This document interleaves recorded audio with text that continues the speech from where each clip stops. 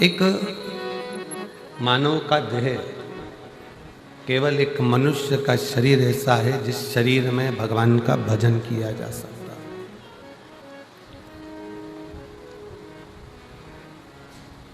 प्रत्येक जन्म में पत्नी भी मिलेगी, पति भी मिलेगा, बच्चे भी मिलेंगे।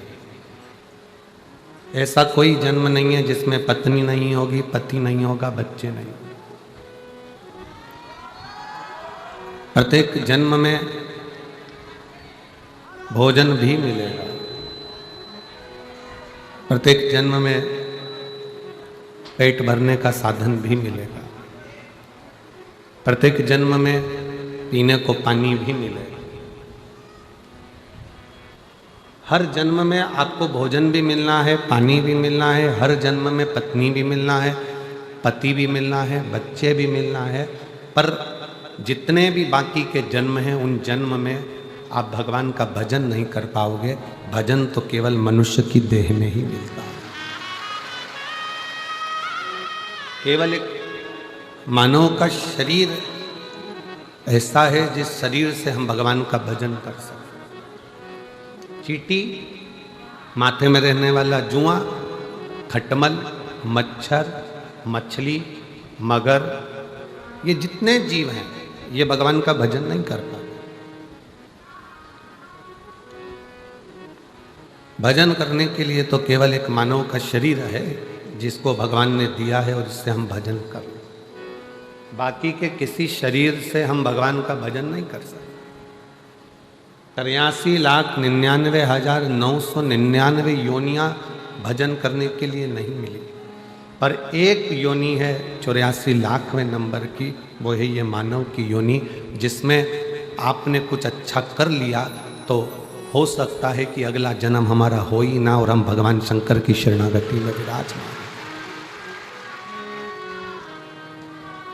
बार बार जन्म, बार बार मृत्यु, फिर जन्म, फिर मृत्यु। जगत गुरु शंकराचार्य जी कहते हैं पुनरपि जननम पुनरपि मरणम के प्रपंच से दूर हट जाना। कब तक जन्म लेंगे, कब तक मरेंगे, कब तक ये शरीर का, कब तक ये शरीर की खोल, ये कपड़ा हम बदलते रहेंगे, कब तक?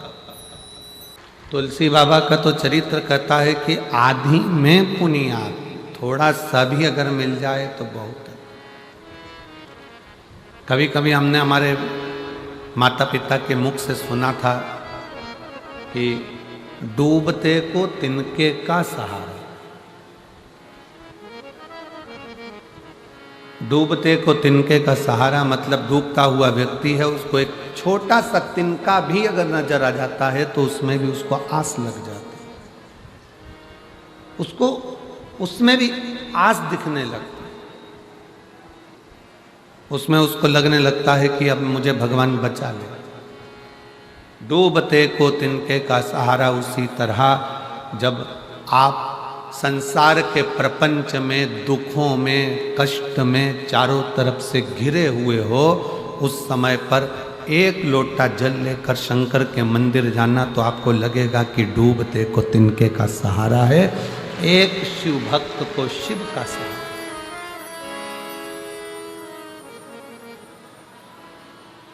कितना कष्ट इस संसार सागर में जितनों ने जन्म लिया है सबको दुख भोगना पड़ा, चाहे वो भगवान राम क्यों ना हो, चाहे भगवान कृष्ण क्यों ना हो। भगवान राम ने भी अगर पृथ्वी पर जन्म लिया है तो उनको भी दुख भोगना पड़ा, 14 वर्ष वन में रहना पड़ा, सीता जी का परित्याग करा। बच्चों का मुख भी बहुत समय के बाद देखने को मिला।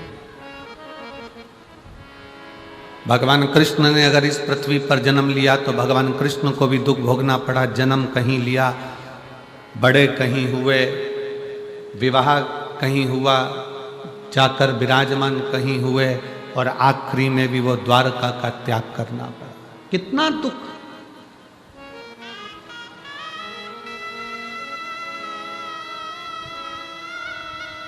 कोई महाराज तुमको मिल जाए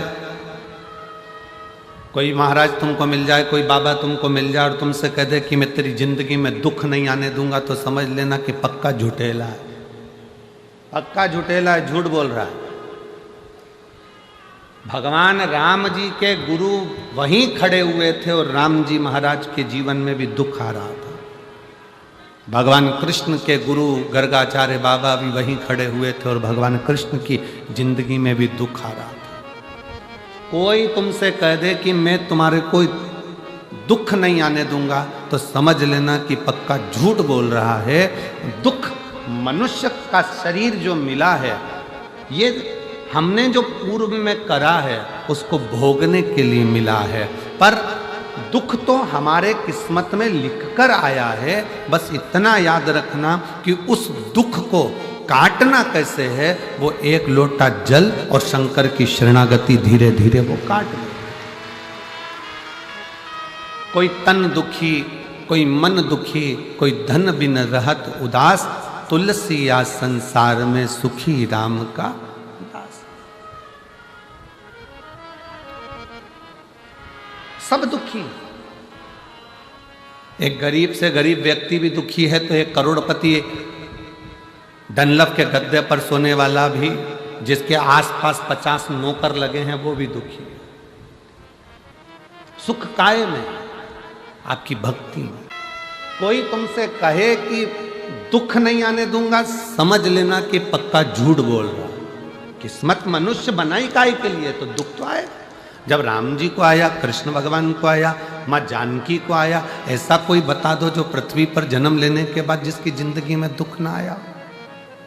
राजा हरिश्चंद्र को देख लो, बड़े बड़े संत साधु सन्यासी तपस्वी साधक उपासक को देख लो, जिनकी जिंदगी में रामकृष्ण परमहंस स्वामी विवेकानंद जी के गुरु, जिनके सामने माँ शारदा, माँ दुर्गा, भवानी, माँ जगत जननी अम्बा सामने बैठकर बात करती थी रामकृष्ण परमहंस से, तो भी उनको बीमारी आ गई थी, कैंसर जैसे रोग ने पकड़ लिया था।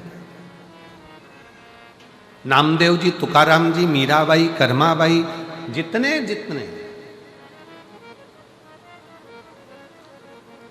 पृथ्वी पर अगर जन्म लिया है और कोई तुमसे कह दे कि मैं तुम्हारे जीवन में दुख नहीं आने दूंगा, समझ लेना कि पक्का झूठा व्यक्ति है, तुमसे पैसे कबाड़ने वाला है। अगर बोल रहा है कि मैं दुख नहीं आने दूंगा, पक्का पैसे कबाड़ेगा तुमसे, ले जाएगा 25-50 हजार रुपए, 2-5 लाख रुपए।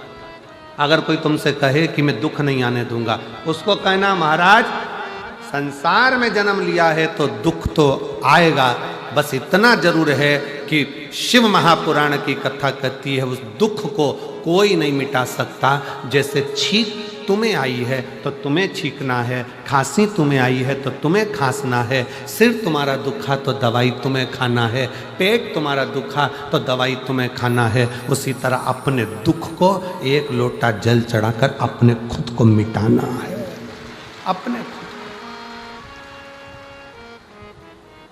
सीहोर वाला महाराज तुम्हारे दुख को नहीं, तुम्हारा दुख एक लोटा जल से मिटेगा। सारी समस्या का हल एक लोटा जल। तुम्हारा दुख, तकलीफ, कष्ट, बीमारी, कर्ज, अपनी मेहनत, अपनी लगन, अपना विश्वास। थोड़ी सी भी बीमारी अगर शरीर में आ जाए, थोड़ा सा कर्जा हो जाए, थोड़ा सा दुख आ जाए, तो रोना मत, बिल्कुल मत रोना। कह देना मैं जा रही हूं मेरे मायके सीहोर कुबरेश्वर धाम, मैं मेरे बाप से कहकर आती हूं कर्जा चुकाएगा।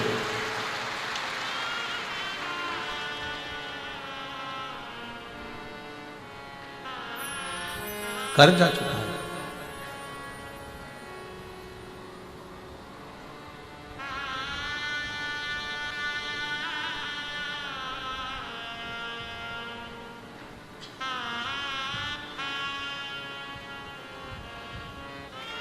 आज एक बात बहुत अच्छे से पंजाब की इस भूमि पर कहना चाहेंगे।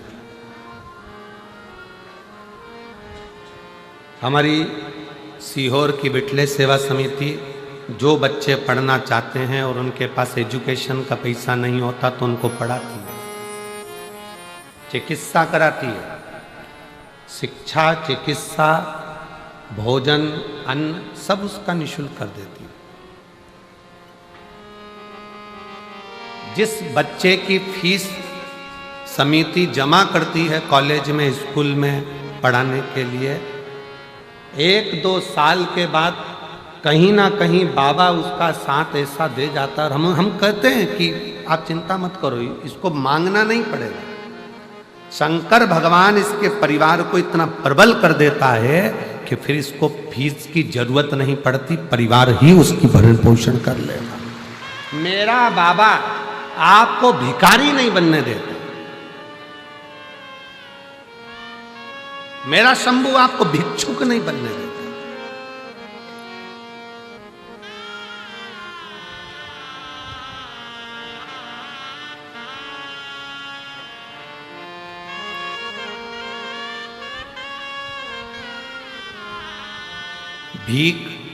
भिक्षा देना सरल है, पर जो भिक्षा मांग रहा है उसको काम से लगाना कठिन है। मेरा शंकर, मेरा उघड़दानी, मेरा शंभू, मेरा त्रिकालदर्शी, मेरा कैलाशी अविनाशी शिव किसी को भिखारी नहीं बनने देता, किसी को भिक्षुक नहीं बनने देता। वो सबको जो आया 1 लोटा जल चढ़ाया, कुबेरेश्वर बाबा का स्मरण करा और भगवान ने उसकी झोली में खुशियां डालना प्रारंभ कर दी और बढ़ा दी।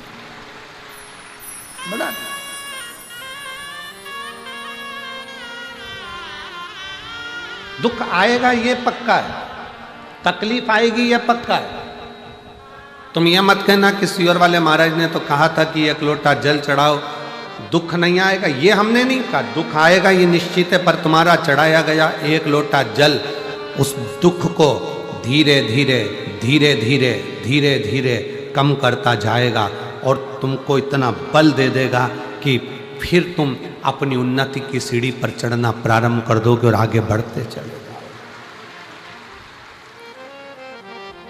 रेस के घोड़े को देखिए, रेस के घोड़े को ये नहीं मालूम रहता कि मुझे आगे बढ़ना है, पीछे हटना है, पहले आना है कि दूसरे नंबर पर आना है कि तीसरे नंबर पर आना है। रेस के घोड़ों को यह नहीं मालूम है कि मुझे कहाँ जाना है। रेस के घोड़े को तो जो मारा जाता है, कोड़े से खूब मारा जाता है, छड़ी पर छड़ी उस घोड़े को दी जाती है, घोड़े को तर्पण होती है और वो भागता है। घोड़े को मारा जाता है, वो तड़पता है और भागता है। दुनिया के लोग कहते हैं रेस के घोड़े ने पहले नंबर पर जीता है, पर वो रेस के घोड़े से पूछो वो पहले नंबर पर क्यों जीता है, क्योंकि उसके शरीर पर जब मार पड़ रही थी तो वो दौड़ रहा था और दौड़ते दौड़ते आगे बढ़ गया। रेस के घोड़े को जो चाबुक से मारा गया, डंडे से मारा गया, रेस का घोड़ा दर्द के कारण चीखता चिल्लाता भगता गया और एक दिन आगे निकल गया और रेस का घोड़ा विजय हो गया, जीत गया। उसी तरह तुम्हारी जिंदगी में दुख आए, समझ लेना कि तुम्हें शंकर भगवान ने रेस का घोड़ा बनाया है। अब तुम्हें भगाएगा, इतना भगाएगा कि मंजिल तक पहुंचा कर रहे। दुख आएगा, कष्ट आएगा, और दुनिया में कोई तुमसे कह दे कि मैं तेरा दुख मिटा दूंगा तो समझ लेना पक्का झूठेला, नंबर 1 का झूठेला। दुख तो आना है। राम जी को आया, उनके गुरु पास में खड़े थे, गुरु जी कह देते कि मैं दुख नहीं आने दूंगा। राम जी के जीवन में भी दुख आया है, भगवान कृष्ण के जीवन में भी दुख आया है, माता जानकी के जीवन में दुख आया है। माँ कौशल्या के कई सुमित्रा, माँ रुक्मणी, माँ जानकी, सतभामा, जामंती, कालंदी, कौन है जिसके जीवन में तकलीफ है? नहीं। रामकृष्ण परमहंस, चैतन्य महाप्रभु, नामदेव, तुकाराम, सबको देख लीजिए आप, सबके जीवन में दुख।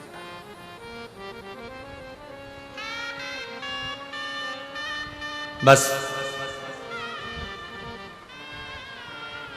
उस दुख की घड़ी में, उस तकलीफ की घड़ी में आपका धैर्य नहीं टूटना चाहिए, आपकी श्रद्धा नहीं टूटना चाहिए, आपका विश्वास नहीं टूटना चाहिए। भृंगी ने एक बात पूछी थी भगवान शंकर से, भृंगी ने शिवजी से जाकर पूछा कि प्रभु जीवन क्या है। भृंगी पूछ रहा है जीवन क्या है।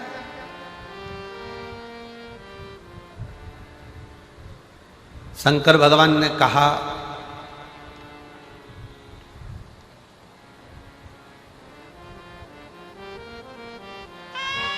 जीवन एक संघर्ष है और वही जीवन यदि किसी सच्चे गुरु के चरणों में जाकर आपने शिव तत्व को प्राप्त कर लिया, किसी सच्चे गुरु के पास जाकर बैठ गए तो जीवन खेल है, जीवन खेल है। और यदि जैसा गुरु ने बताया उस पथ पर चल दिए तो जीवन उत्सव है, जीवन का उत्सव मनाना प्रारंभ कर दो। 3 क्रम है। भृंगी ने भगवान शिव जी से पूछा कि जीवन क्या है। भगवान शंकर ने कहा कि जीवन संघर्ष है, पर किसी गुरु का साथ मिल जाए तो जीवन खेल है, और अगर गुरु ने जो बताया उस पथ पर चल दिए तो जीवन उत्सव है। मतलब संघर्ष की जिंदगी में एक अच्छे गुरु का होना जरूरी है।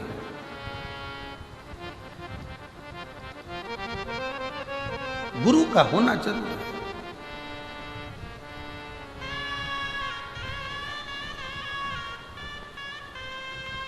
पर आड़े टेढ़े गुरु नहीं बनाना।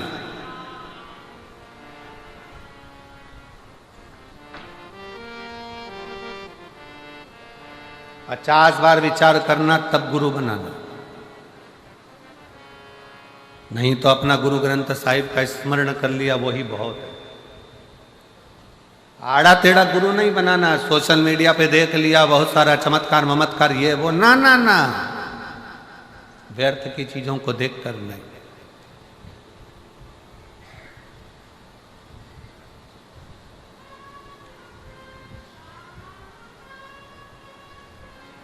व्यर्थ की चीजों को देखकर नहीं।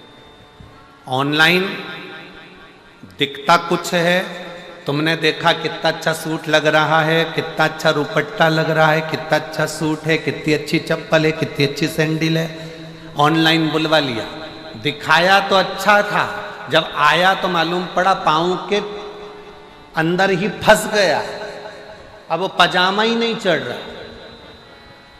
नंबर भी लिख के भेजा था कि ऑनलाइन हमने सूट बुलवाया है, पाँव की चप्पल बुलवाई, जूता बुलवाया, सामान बुलवाया, पर मालूम पड़ा दिखाया तो बहुत अच्छा था, हमने गूगल पे सर्च करा था तो अच्छा था, देखा भी तो बहुत अच्छा था, पर आया तब ऐसा हो गया। तो उससे पूछा ऑनलाइन वाले से, वहाँ से हमने मंगवाया तो डबल एक्सल था और ये आते आते एल कैसे रह गया, तो कहा चलते चलते छोटा हो गया।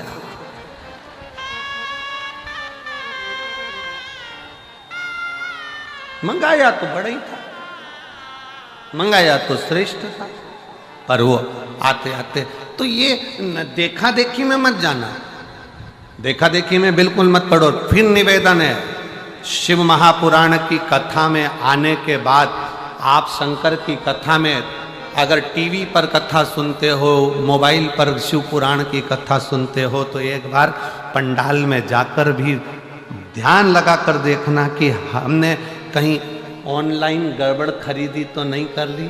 एक आध बार कथा में बैठ कर भी देखो कि बाबा क्या करता है और क्या नहीं करता, देखो अपनी आंखों से।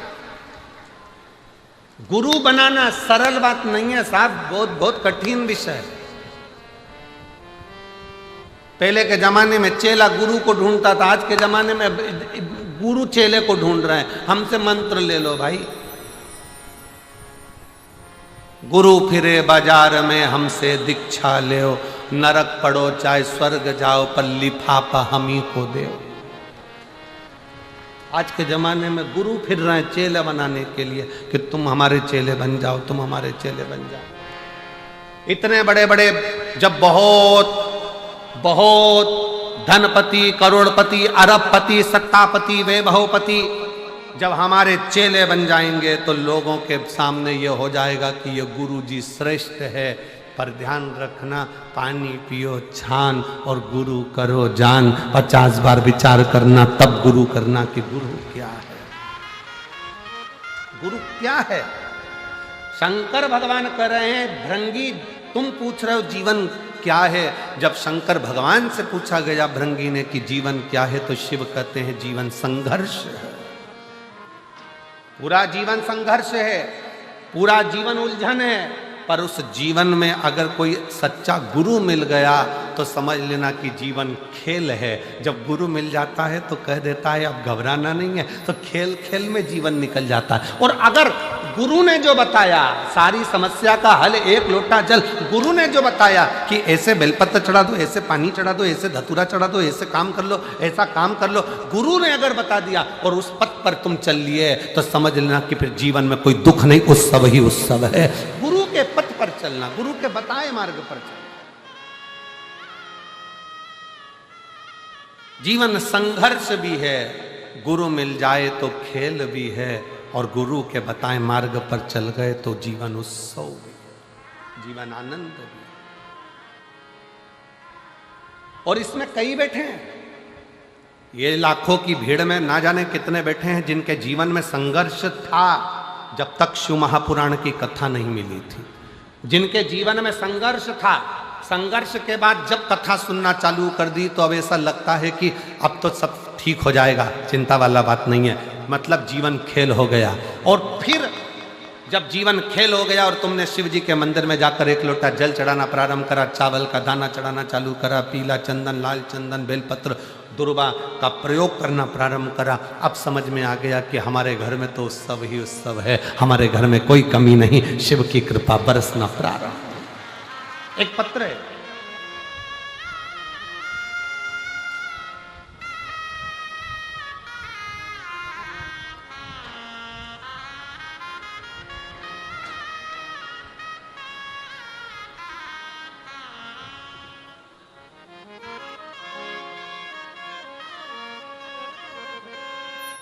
नीता कश्यप, पति प्रदीप कश्यप, सहारनपुर से हूँ, मेरा मोबाइल नंबर ये आप ही है, आ जाइए, एक बेलपत्र ले जाना, आ जाओ। एक लोटे जल का मैं क्या वर्णन करूँ गुरुदेव, मेरी चेस्ट में गठान हो गई। हम नज़दीक के हॉस्पिटल में गए तो उन्होंने बोला कि ये गठान अच्छी नहीं है, आप बड़े हॉस्पिटल में दिखाओ। हम एम्स में जाने को बोले, ऋषिकेश के हॉस्पिटल में पहुंच गए, वहाँ जब जांच करी तो बताया कि कैंसर आया, और कैंसर आया है, फिर ऑपरेशन का बोल दिया। ऑपरेशन का बोला, 2 कीमो भी हो गए पर शरीर ठीक नहीं। डॉक्टर ने देखा कि ये अब शरीर किसी काम का नहीं, ऑपरेशन होने के बाद भी, कीमो होने के बाद भी ये शरीर की श्रेष्ठता नहीं है, मतलब डॉक्टर जवाब की ओर। तब खर्चा ज्यादा होने लगा तो परिवार वालों ने भी मुख मोड़ लिया, परिवार के लोग भी मुख मोड़ लिए, कोई साथ नहीं देता। गुरुदेव, अपनी बहन से हमने कहा कि बहुत तकलीफ है, क्या करें। बहन ने कहा, जीजी कथा सुन, सीहोर का बाबा आता है, शिव महापुराण की कथा होती है तो उसको सुन। कथा सुनकर मैं सीहोर चली गई, वहां से रुद्राक्ष लाई, कंकर शंकर की पूजन करी, पशुपति नाथ का व्रत, क्योंकि धन भी नहीं था, कैसे लगाते, शरीर भी साथ नहीं दे रहा था। डॉक्टर ने तो कह दिया कि शरीर बेकार, कुछ समय पशुपति व्रत करे। मैंने खुद सीहोर पहुंच गई, रुद्राक्ष ले आई, बाबा से प्रार्थना कर अगर मैं थोड़ी भी अच्छी हो गई तो तेरी कावड़ भरने के लिए आऊंगी। मैं सीहोर की कावड़ यात्रा में पहुंच गई। गुरुदेव, आप कहते हो कि कावड़ यात्रा सीहोर की केवल कावड़ यात्रा है, मैं कहती हूं कि दुनिया का सबसे बड़ा दुख हरने वाली कावड़ यात्रा है तो वो सीहोर की, जहां व्यक्ति अपने दुख को मिटा देता। मैं वहां गई, बाबा से प्रार्थना करी, कावड़ चढ़ाई और बाबा से विनय कर कर वापिस आ गई। गुरुदेव, 2 महीना बीता, फिर वापिस मेरी जांच प्रारंभ हुई क्योंकि शरीर में कष्ट था।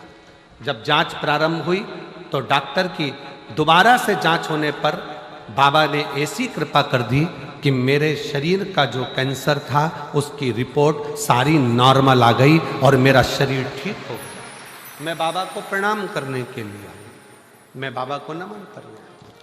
एक शिव तत्व आजा बेटा।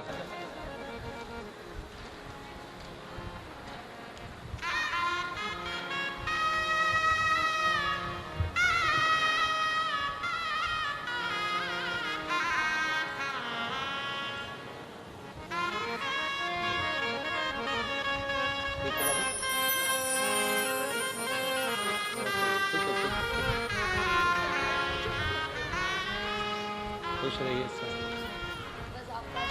बाबा। एक बार जोरदार ताली बजाओ बेटी के लिए। एक लाइन अच्छी लिखी है, उसको आप और हम गुनगुनाते हैं।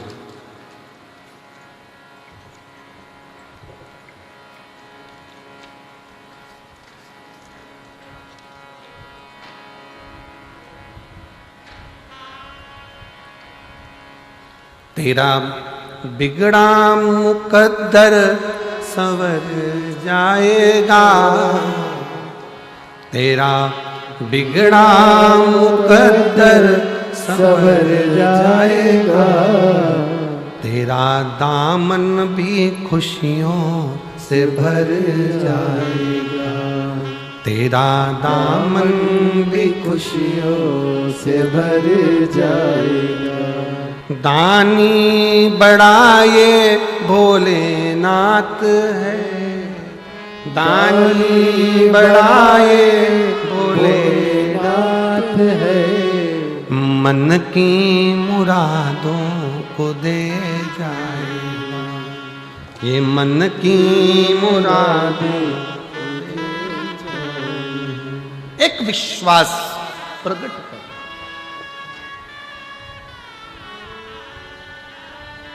एक भरोसा प्रकट कर। जब परिपूर्ण विश्वास हो, पूर्ण विश्वास, संघर्ष, जीवन संघर्ष है। गुरु मिल गया तो खेल है, और गुरु ने बताया उस पथ पर चल लिए तो फिर जीवन में उत्साह।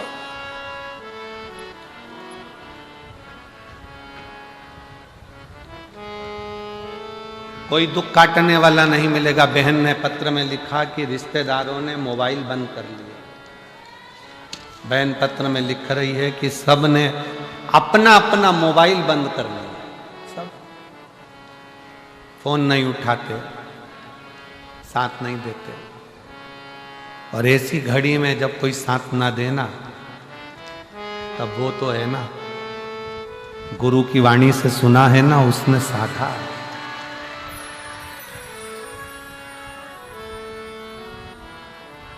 अंत समय प्रभु आना पड़ेगा, वचन दिया तो निभाना पड़ेगा। आए ना आए प्रभु कुटुंब कबीरा, अंत समय प्रभु आना पड़ेगा, वचन दिया तो निभा